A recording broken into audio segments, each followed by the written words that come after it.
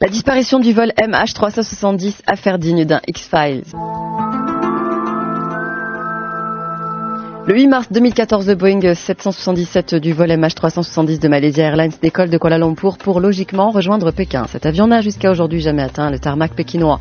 Le Boeing est depuis le 8 mars porté disparu avec 239 personnes à son bord. Revenons aux faits. Les autorités malaisiennes ont fait aujourd'hui des révélations. Désormais, elles ont quelques certitudes sur ce qui s'est passé en vol. Minuit 41, l'avion décolle de Kuala Lumpur. À 1h30, première anomalie. Tous les systèmes de communication comme le transpondeur auraient été délibérément déconnectés. Puis l'avion aurait fait un virage à gauche pour faire demi-tour vers la Malaisie. À 2h15, un radar militaire aurait repéré sa position. À ce moment-là, il modifie son altitude et son cap à plusieurs reprises. Alors nous avons un avion qui décolle à minuit 41 de Kuala Lumpur et qui, 50 minutes plus tard, coupe ses communications. Couper la communication, c'est tout simplement tourner un bouton. À compter de ce moment, plus de dialogue avec les tours de contrôle, mais l'avion reste logiquement localisable sur les radars. Donc quelqu'un a délibérément coupé ce bouton.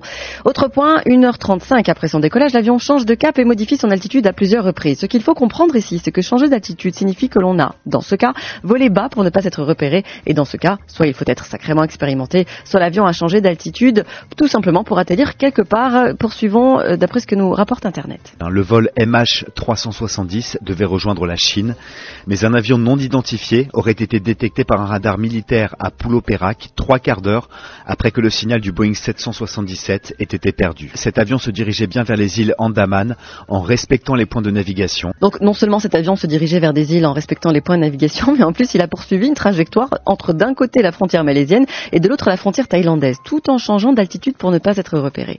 Alors oui, tout cela est très bien calculé et oui, il y a bien eu un vrai pilote expérimenté pour diriger cette manœuvre de dingue.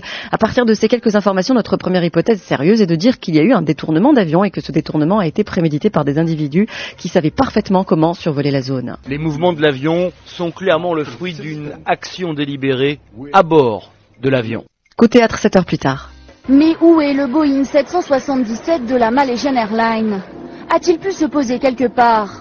Dernier signal reçu par les autorités malaisiennes, près de 7 heures après le décollage. Le mystère demeure. À ce moment-là, nous ne savons pas si, au moment d'interception du message 7 heures plus tard, l'avion était en vol ou posé quelque part. Et le mystère demeure effectivement d'autant plus que de nos jours, en plein vol et dans une zone aussi surveillée, cette disparition devient suspecte. Dans une région qui est même très sensible, la Malaisie, la Chine, la Corée qui est pas loin, les revendications territoriales, vous avez vu qui se fait de la Chine sur des îles, ça patrouille beaucoup dans la mer de Chine, il y a la 6e flotte américaine qui est dans le coin, ça paraît tout de même très surprenant que le contrôle aérien ne soit pas foutu de vous dire voilà sa trajectoire. Ça paraît d'autant plus surprenant qu'aujourd'hui sur un site, on nous propose avec Internet la position des avions et bientôt on aura celle des trains. Évidemment, nous aimerions savoir qui a fait cela, mais commençons par se demander pourquoi un avion a priori banal a été détourné.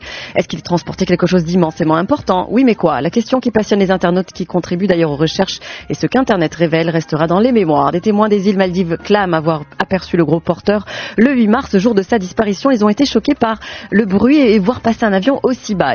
Qu'y a-t-il en tout cas sur les îles Maldives? Eh bien, la base militaire américaine Diego Garcia. La dernière géolocalisation en provenance d'un iPhone appartenant à l'un des passagers a été faite 10 jours plus tard sur la base de Diego Garcia. Information censurée par les gouvernements. Les passagers sont-ils emprisonnés là-bas?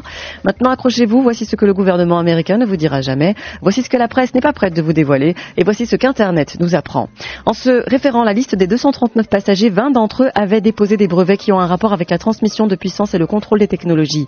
4 d'entre eux, des Chinois, avaient déposé un brevet pour lancer un mouvement et un nouveau gadget de guerre électronique pour les systèmes de radar militaires. 4 jours après la disparition de ce vol, un brevet est approuvé par le bureau des brevets américains, mais ce brevet est approuvé sans que les 4 propriétaires ne soient présents, puisqu'ils sont officiellement portés disparus avec le vol MH370. Seulement voilà, il y a aussi un 5e individu dépositaire de 20% du brevet, et lui est bien en chair et en os présent. Il représente la société Freescale Semiconductor à Austin, au Texas. Le brevet a été partagé en 5 parties de 20% pour chaque titulaire, dont la répartition est la suivante. Un titulaire du brevet meurt, les titulaires qui restent partagent les dividendes. Si les 4 titulaires meurent, eh bien il restera 100% des profits accumulés pour une seule personne, donc la société Freescale Semiconductor. Et à qui est-elle? Elle est à Blackstone. Et à qui est Blackstone? À Jacob Rothschild. Voilà comment, grâce à la disparition de scientifiques durant ce vol, un obscur milliardaire devient le détenteur à 100% d'un brevet impliquant un nouveau système militaire d'une puissance jamais utilisée. Un brevet qui parle d'une technologie permettant à un avion de disparaître des radars et de prendre le contrôle de l'appareil à distance. Le vol MH370 de Malaysia Airlines disparu le 8 mars 2014. Effectivement, un buzz international, le plus grand kidnapping de scientifiques de tous les temps.